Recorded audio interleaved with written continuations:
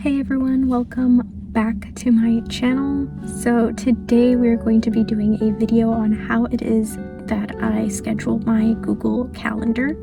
So I started using Google Calendar because honestly I didn't know what type of calendar to use. I just know that I didn't want like an actual handbook of a calendar because it was just going to be something else to carry, and honestly I've been going digital. And I tried doing the calendars on like my iPad on like Notability, GoodNotes, and honestly I just felt like it was more work than what it needed to be. So I went on Google Calendar and I found something that worked for me, and hopefully it can work for you. So I'm going to go ahead and get started. I'm going to screen share and basically show you how it is that I set up my Google Calendar, how is it that I add colors, and everything in between. So let's get started. As you can see, I already have some things in my calendar. However, we're going to start off with one of the basic things. So you can see here that I have several calendars that I had added here. So I'm taking physics, the lab, nutrition and health, and pathophysiology. I have break times, exams, and personal time. So the way that you're going to want to add your calendar is going to settings. Then you're going to click up here, and it has right here, it says add calendar. So you can create a new calendar. You can go ahead and give it a name. Let's just say it was personal time. And then you can just go ahead and create the calendar, which in this case I already have, and it'll pop up here. And you go ahead and create the calendar. You can do this several times as well, which is why I went ahead and added all the calendars for my different subjects. So now that you can see that I have some things here, what I'm going to do is my school week actually starts on Wednesday. As you can see here, I have a physics exam at 4 that I want to take online. And I also have here my time and the school time. My school has a 3-hour difference, so when it's 6 a.m. here, it's 9 a.m. over there. So the way that we do this is we go to settings and we go to time zone, and then you can add a time here. So for example, Eastern time, which is where my school is at, and Pacific time. So this is how you can add the different time zones. Now I'm going to go ahead and add my different class assignments that will be due. So what I like to do is I like to go in every Wednesday. So the next week will actually be week 6. And as you can see here, these are the assignments that will be due week 6 for me. So first I'm going to start off with just copying. And I'm going to go here. My days, I actually work on Wednesdays, and I have to be at work at 9:30. Sometimes I have time to actually do some schoolwork. So what I like to do, I also like to add emojis. So I will go ahead and link this in my subscription. So I like to put, let's just say video. I will go ahead and just copy it and then paste it, makes it look a little bit more lively. And then this is going to be due, everything looks like it's going to be January 23rd. So I go ahead, bold that, and this is pathophysiology. So as you can see here, it said personal time. You're going to want to change that to the calendar that you set up, which was pathophysiology in my case, and it goes ahead and changes the color. So one thing you can do is you can change the colors. There's already preset colors here.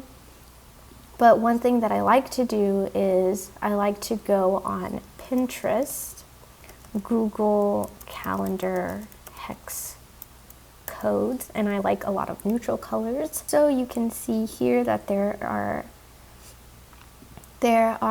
plenty of colors to see here. You're going to go ahead and just take these codes and put them into the doc, and you would add them here. You would go ahead, enter the code here, and then it will give you the color. So I went ahead and I am going to set this up for 10. And what I do usually is I like to put everything in my calendar first. That way I know how many assignments it is that I have and what is going to be due for that week. So it might look a little bit disorganized right now, but that's just going to be due to the fact that I just want to make sure that I have all my assignments for week 6 to be on the calendar. So I'm going to go ahead and do this for every class, and then I will show you how is it that I set up my calendar.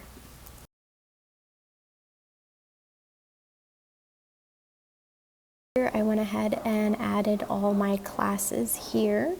Now, if you click up here, this says a day, week, month, year, schedule. So if we just click, for example, a day, it'll pretty much just show what you're working on just for the day. Now, I usually leave mine to 4 days since it shows me a little bit on the incoming of the new week and also what it is that I'm working on. So it gives me, the 4 days. But because I'm trying to show you guys how I set up my schedule, I'm going to go ahead and add it into a week. So all these assignments here are basically what is due till next Tuesday. So I like to start, I'm going to go ahead and move some things around.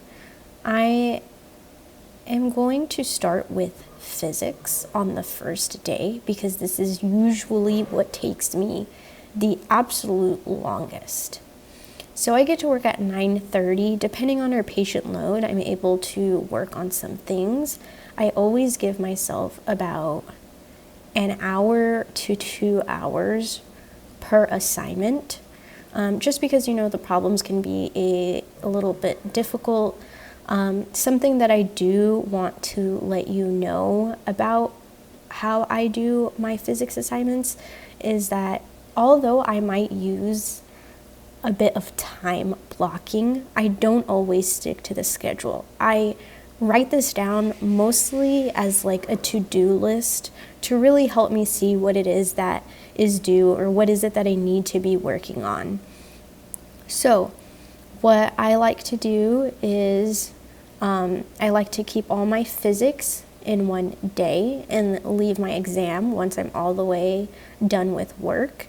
And this is going to be the new chapter of the week. So one day I completely dedicate to physics in hopes that I can complete all of the work, which I want to let you know doesn't always happen. So, I'm not going to keep myself so strict into committing to this schedule. This is just kind of like an outline that I'd like to keep for myself. Now, the exam, this is for pathophysiology. Now, obviously, you can drag these around and change the dates, but if it's something that you can't see on this side and you kind of have to move over, Tuesday would be the last day to take my exam. So instead of moving it all the way over to Tuesday, what you can do is go here, you can edit it, click here, and then you can see that it is going to be due on Tuesday. So I would change that to the 23rd, save it. As you can see, you no longer see it here, but you see it on Tuesday. Now, depending when I want to take the exam, obviously, I usually like to take the exams early in the morning. However, I do work on Tuesdays. These are proctored exams, so unfortunately, instead of taking the exam in the morning, I would have to take it after work around 4 o'clock. And then that's how I know. Not only that, but you can also set notifications. So let's just say you want to make sure you don't forget about the exam. You can add a notification 10 minutes before, 30 minutes before. I like to do 30 minutes before, and then it'll go ahead and send you the notification and nudge you like, hey, this is due. So moving on. This is my nutrition class. So I go ahead and I always start my days about 10. Tuesdays, Wednesdays, and Thursdays are the days that I work part-time. And like I said, sometimes I do have time, sometimes I don't. It really just depends on how lengthy these chapters are, how much work I'm able to get in, and what kind of amount of patients I'm seeing that day. So I like to give myself an hour, and I have a rule where I only like to do a chapter a day on the course if possible. So let's just say I'll leave this, let's move some things around. So let's see here.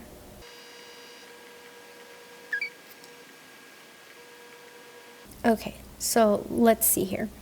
So as you can see, I have Chapter 6, Conservation of Energy for physics, the assignment, and the quiz. Sometimes I'm not able to do all those things in one day, so I eventually do move things over sometimes, and I just want to express that that's okay if you do that in your schedule.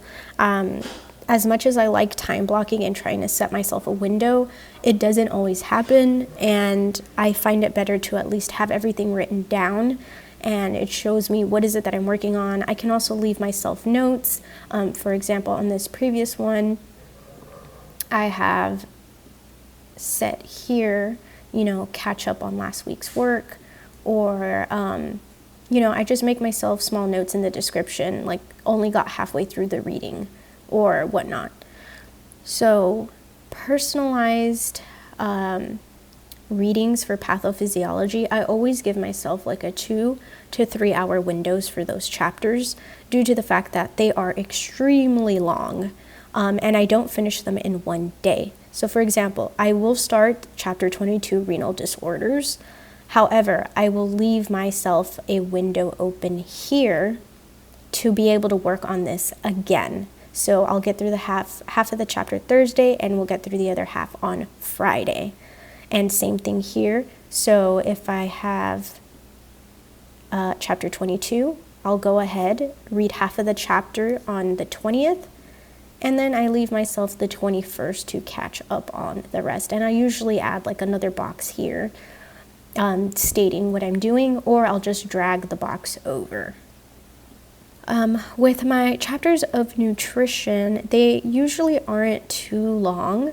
But again, I do give myself about a 2 hour window of reading just because it's just important to have breaks. Just click them and then see, okay, this is due January 23rd. Or, sometimes life happens and you really have to move things around. So I hope that this was helpful. If you guys have any questions, please let me know down in the description box, and I can go ahead and address those.